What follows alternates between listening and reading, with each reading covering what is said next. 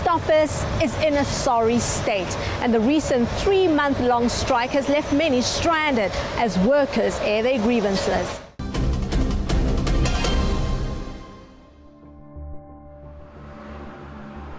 Postal officials say a mountain of mail is waiting to be delivered, and reducing the backlog could take months. And it will only happen if striking workers return to their posts. As has become customary with work stoppages in this country, the postal strike has been accompanied by vandalism and intimidation. At the Boksburg post office on the East Rand last month, a group of striking workers stormed into the depot, and those who'd reported for duty were forced to flee. And at Ruhrport on the West Rand, this postman says he arrived at work only to find there was a strike on. I mean, I can say what I maybe or a small strike, you know, most striking, most striking, never most striking.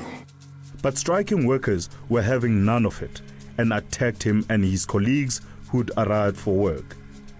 He's too terrified to show his face on camera. Sharp, very tuba, the pipe, matlapabo. Because not only by the Sherlin, Bamshabra Hill, because now since that's fit and go carry Nanzanali in the still on in canal. He says they begged for mercy before they were stripped naked and beaten.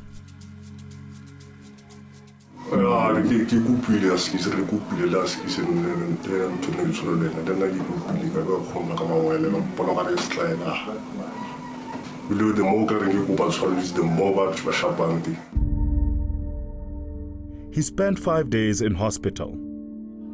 Although his union, the Communication Workers Union, hasn't been on strike, they marched through the streets of Pretoria last week.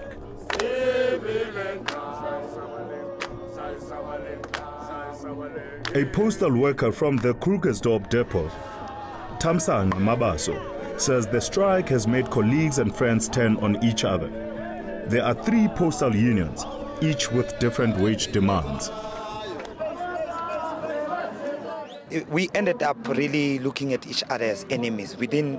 You'll find that in one yard, you'll find 3 groups that are not talking to each other. It's had a serious effect on Thanduxolo Jika's life. He even had to move out of his home on occasion. At some point, we did not sleep at home. At some point, we were so intimidated to such an extent that even our livelihood was really affected. Life was never normal in the post office. At the heart of their grievances, post office management's failure to honor agreements to convert part-time workers to permanent staff. It's a type of approach where now casualization has become the part and parcel of our parastatals, and most of the business sectors are vying for casualization just because they want to increase or maintain maximum profit at the expense of workers. Thanduxolo Jika has been employed at the post office for about 10 years and is still regarded as a casual laborer. He can't qualify for a home loan to buy a house and rents a shack in Soweto, which he shares with his wife and child. It's a tight squeeze. It is difficult. We just hanging on and making sure that even the kids don't get to be affected by these conditions. But yes, it is a challenge. When we part, you can imagine when you part, you'd have to hide yourself behind the fridge. So those are some of the challenges. Not only workers are suffering, so are those who depend on the post office. Like 85-year-old Danny Du Plessis. He receives life-saving medication via the post. The problem is that certain medicine is of very important. Now you didn't have your medicine, now you get nervous, and that affects your breath. His daughter-in-law, Naomi, used to collect his pills from the post office. Now they have to use a courier service, which is expensive and unreliable, they say. The post office closest to us is on my way back from work, so I would stop at the post office get the parcel and bring it home, and then the pills will be readily available. Barry Boak runs the Braai Shop, an online business that sells braai equipment and accessories. He's been hard hit by the strike. I would say almost 60% of our shipping is traditionally done through the post office. So it's a very big part of our business. He says he's been waiting for 15,000 rands worth of stock for weeks and weeks. What we've had to do as an interim measure to try and appease these customers is to reorder that stock from the suppliers. So that's another 15,000 rand on top of the first 15,000. And in the second case, we've had to pay courier costs from the supplier to us instead of the postal fee as well. Economist Trudy Makaya says the demise of an institution like the post office is a shame. I think it's a great pity. The post office is obviously a very important institution in society. It has a very extensive network.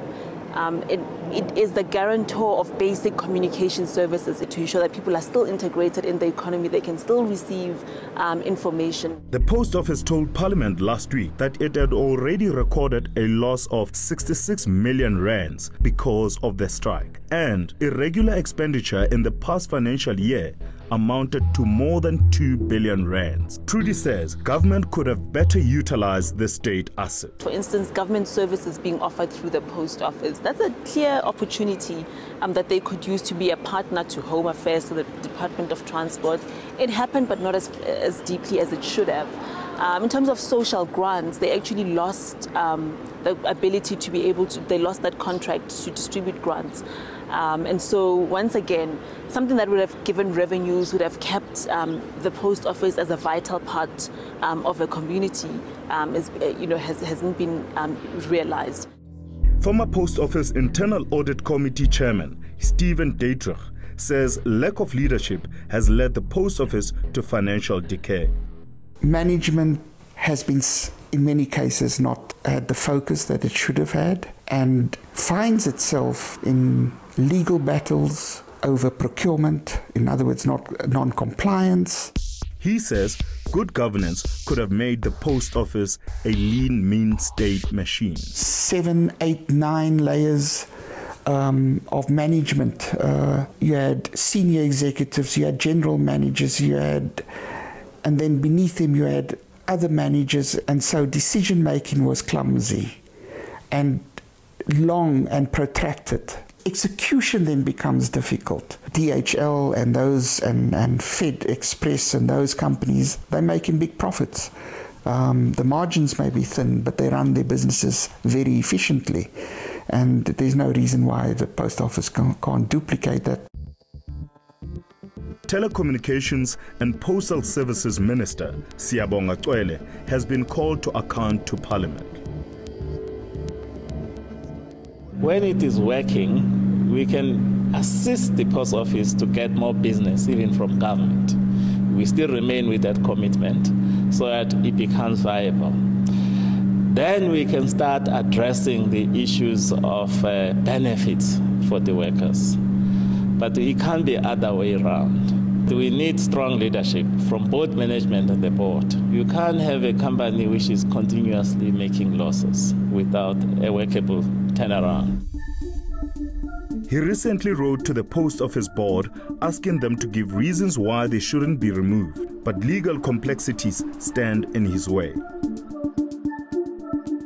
Both the Special Investigating Unit and the Public Protector are investigating maladministration and corruption in the Post Office.